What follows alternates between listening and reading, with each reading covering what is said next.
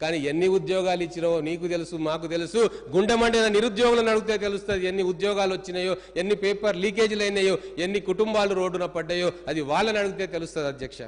ధరణి గురించి కూడా మాట్లాడుకోవాలి ధరణి లక్షల మంది రైతాంగానికి కంటి మీద కునుకు లేకుండా చేసింది పంచాయతీలు పెట్టింది అన్నదమ్ముల మధ్య గొడవలు పెట్టింది ఇరుగు పొరుగు మధ్య గొడవలు పెట్టింది హత్యలకు కూడా దారితీసింది అటువంటి ధరణిని ప్రక్షాళన చేస్తామని చెప్పినాము ఆ దిశగా మా ప్రయత్నం కొనసాగుతుంది కమిటీ చేసినాం మా సీనియర్ మంత్రుల నాయకత్వంలో అధికారులతోటి కమిటీ చేసినాం ఖచ్చితంగా ధరణిలోని లోపాలను సవరిస్తాం అవసరమైతే ప్రక్షాళన చేస్తాం రివ్యూ సందర్భంగా నేను కూడా అక్కడ ఉన్నా మా ముఖ్యమంత్రి గారు ఒక వ్యాలిడ్ పాయింట్ అక్కడ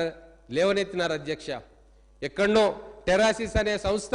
ధరణి యొక్క మాస్టర్ కి దాని చేతిలో ఉంది అది విదేశీ సంస్థ దాని మూలాలు ఎక్కడున్నాయో దాని డైరెక్టర్లు ఎవరో దాని ఓనర్లు ఎవరో కూడా ఎవరికి తెలియదు మరి ఒక విదేశీ సంస్థకు మన భూభాగంలో భారత భూభాగంలో ఆస్తుల విలువ మనుషుల సమాచారం అంతా కూడా ఇస్తే అది దేశ సమగ్రతకు ముప్పు కాదా అని చెప్పి ఆ రోజు మన గౌరవ ముఖ్యమంత్రి గారు ప్రశ్న లేవనెత్తిరు అందుకోసమే రాష్ట్ర ప్రభుత్వానికే ఈ ఇన్ఫర్మేషన్ అంతా ఉండాలని చెప్పి అది మళ్ళీ రాష్ట్ర ప్రభుత్వ కంట్రోల్కి ఆ ఇన్ఫర్మేషన్ తీసుకొచ్చిన ఘనత మన కాంగ్రెస్ ప్రభుత్వాన్ని అని చెప్పి ఇప్పుడు తెలియజేసుకుంటా ఉన్నాం ఆర్థిక క్రమశిక్షణ గురించి కూడా మళ్ళీ మనం మాట్లాడుకోవాలి ఏ ప్రభుత్వమైనా పారదర్శకంగా ఉంది అంటే దానికి ఎగ్జాంపుల్ శ్వేతపత్రం ప్రకటిస్తుంది అధ్యక్ష ఆర్థిక శ్వేతపత్రం మేము ప్రకటించినాం విద్యుత్ మీద శ్వేతపత్రం ప్రకటించినాం ఎంత నిష్పక్షపాతంగా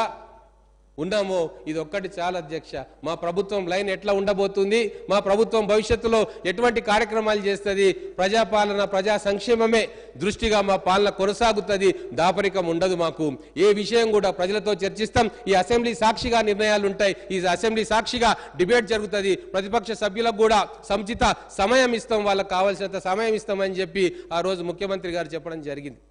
కానీ గతంలో ఏం జరిగింది అధ్యక్ష ఎన్ని వందల దొంగ జీవోలు వచ్చినాయి కుటుంబం కోసం కొన్ని జీవోలు అధికారుల కోసం కొన్ని జీవోలు ప్రజల కోసం కొన్ని జీవోలు ఎవరికీ కనబడకుండా మాయమైన కొన్ని జీవోలు ఇట్లా వేల జీవోలు ఆ రోజు ఎవరికీ తెలవకుండా ఇచ్చి ఎన్ని వందల ఎకరాల భూమిని హాంఫర్ట్ చేసిండ్రు అనేది కూడా లెక్కలు తేల్చాల్సిన సందర్భం ఇప్పుడు వచ్చిందని తెలియజేసుకుంటా ఉన్నా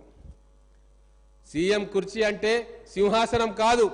అధికారం అంటే రాజరికం కాదు ఇదే కాంగ్రెస్ పార్టీ ఫిలాసఫీ అధికారం ఉన్నది ప్రజలకు సేవ చేయడానికి కానీ గత 10 సంవత్సరాల్లో ఏం జరిగింది అధ్యక్ష ప్రగతి భవన్లో పాలన జరిగింది రజనీకాంత్ గారు డైలాగ్ ఒకటి ఉంటుంది చాలా మందికి తెలిసే ఉంటుంది పంచ్ డైలాగ్ అప్పుడప్పుడు